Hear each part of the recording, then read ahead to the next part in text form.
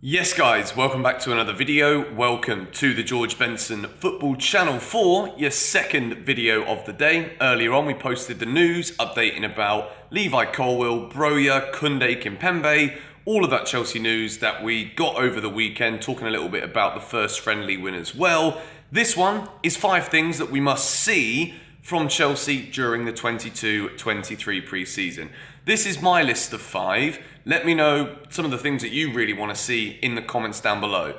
I've tried to make it as break down nuance as possible. Obviously during pre-season, there are often a lot of familiar patterns that we see year by year. We obviously want to see new signings. We want to see different players getting different minutes because as well as what we get to witness, it is majorly about the players' fitness, getting people used to playing again. It starts off with 45 minutes. Then come the beginning of the season, we're in with 90-minute competitive matches. The quality that we see isn't always going to be the best. There is a lot of things that we often see in pre-season that can give us the wrong idea about what to expect moving into the season, such as good performances from players who you don't expect them from. You look at Kennedy in Chelsea's first match, was one of the best players on the pitch, to be honest. Ross Barkley in various other pre-seasons as well. But we begin with point number 1, formation experimentation. Thomas Tuchel wants 3 centre-backs this summer, Aspi, Christensen, Rudiger all leaving.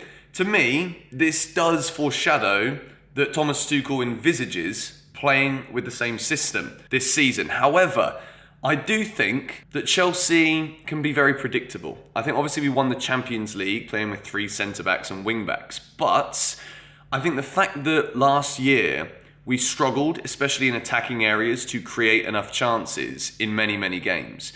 I think the fact that we do have natural wide players and we do have such good first choice wing backs in both Chilwell and James, I do think Chelsea should aim to look at something with a bit more width. So I want to see a 4-3-3. I want to see a 4-4-2, something with a diamond. You've got so many different kinds of central midfielders that I think with having either a double 6 or just 2 in the centre with 8 positions, I do think that some of these formations that we see with wing backs don't not necessarily utilise the best of our attackers, but also the best of the central midfielders. So during this season, I do want to see us continue to look at different formations so that when we get to a point potentially in the season where we're going through a sticky patch, we're not just seeing the same old distribution of a lineup with exactly the same system time after time. If there was a manager that I believe can, even though he doesn't often, if there is a manager capable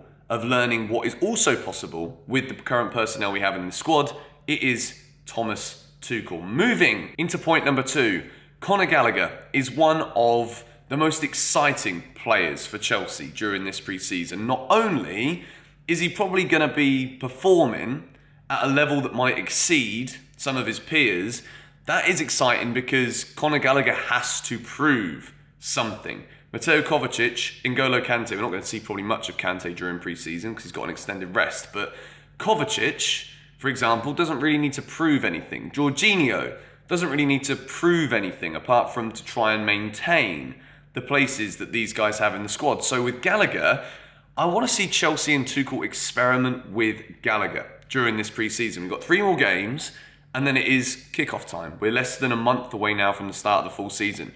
I want to see Gallagher used as more of an advanced playmaker, and I also want to see him attempted to be used as a 6.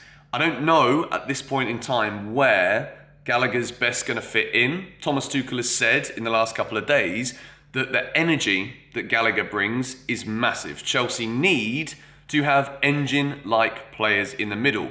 We've relied on the engine of N'Golo Kante in recent years. Can Conor Gallagher potentially play a similar role? I think Tuchel will use Gallagher a lot. I think he wants to use him a lot because he needs to figure out exactly where Conor Gallagher's best position will be. I think Gallagher could end up being as influential in terms of quality as Mason Mount has proven to be in the last few years. So I think Chelsea can't sleep on this one. And I think Thomas Tuchel will, as well as potentially experimenting with formations, also experiment with Conor Gallagher specifically. Moving into point number 3, new signing, Raheem Sterling. We know what Sterling prefers. We like to see, or he likes to see himself start on the left coming inside, cutting in on that right foot. However, the longer it goes where Armando Broja might be leaving the club, Kai Havertz is the only striker. I don't know if you guys saw, but the shot that he had, probably Chelsea's best chance, it ended up going in a bucket behind the goal instead of into the top corner of the net. So if Kai Havertz isn't going to become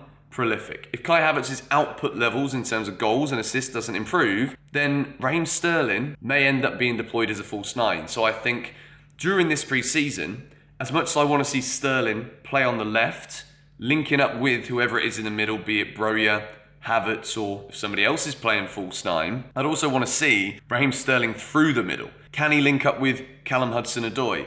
Is there a way that we can have a front three of Mount, Hudson-Odoi, and Raheem Sterling? And I think Sterling's ability to already play across that front line means that we shouldn't just immediately anticipate that coming in on the left is going to be the one, because then that does absolutely eliminate the potential of a Pulisic remontada. Callum Hudson-Odoi, Timo Werner, all of these players who will also be looking to be deployed in that left-hand side position. I want to see Sterling on that left and also as a false nine in the middle. Moving into point number 4, signings. Obviously, we all want to see the new signings. We're excited to see Koulibaly. We're excited to see Raheem Sterling. And we fully anticipate in the next friendly, which is on Wednesday, we will probably see these guys. But as well as that, there needs to at least be a couple more signings this week. Kimpembe, Koundé. Those are the ones we're talking about in today's earlier video. There are a lot of other things now that have kind of quietened down for Chelsea in terms of players coming in, as De Ligt signs for Bayern Munich.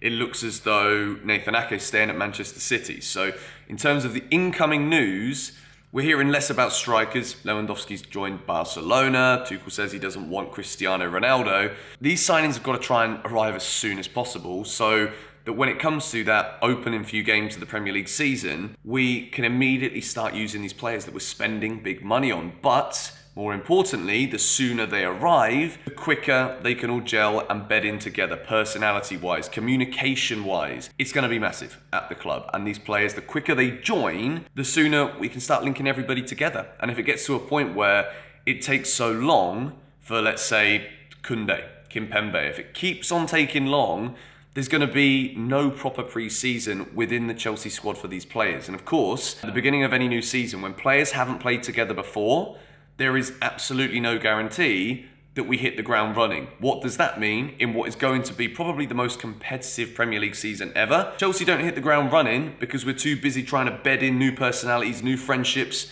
and new players. And we're going to be out the title race before September's even over.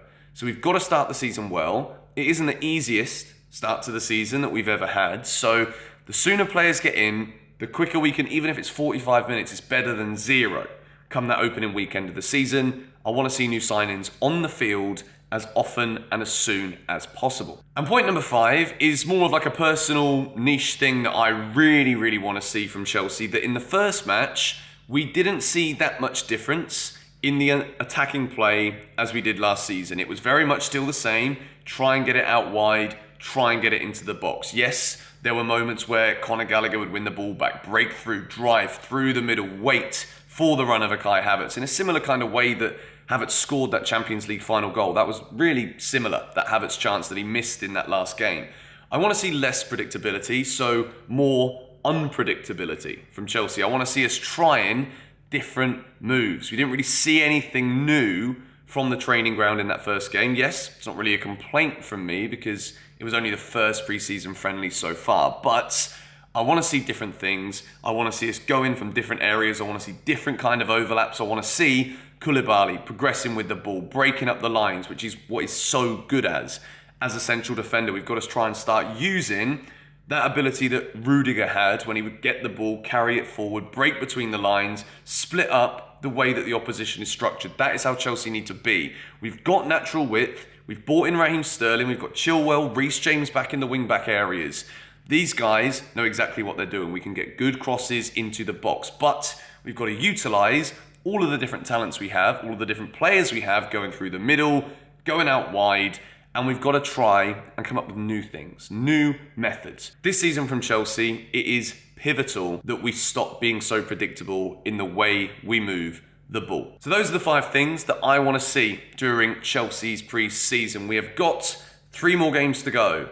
and then it all begins. Thomas Tuchel's Chelsea vying to challenge for the Premier League title. Let's see who comes through the door. Let's see how we line up on Wednesday. I'll be delivering a preview for this friendly in tomorrow's video. Thank you guys so much for watching. Let me know the 5 in the comments below. Come on, you Blues.